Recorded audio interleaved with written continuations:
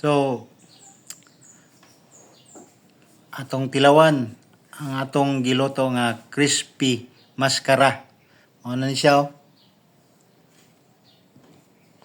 Ano ni siya? So, tilaw ta. Sausaw na to. Nya. Kaon.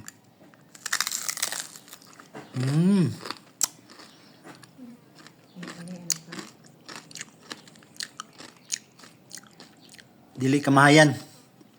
Kapiskan. Crispy kayo. Dugay lang ang proseso pero sulit ang imong pagtrabaho. Pag-prepare ani nga pagkaon. Pwede sudan. Katong sa mga manginumay, pwede pulutan. Pero ako di makuminom, sudan lang ako sa kanoni. Kundi nanlanon ako kay tama lamang yung pagkaparat. Dili pud siya parat, di pud siya yung tabang. So, meron gid siya pang pwede lanlan. Pwede pud sudan tapos sinamak nga suka. Mao na ni siya.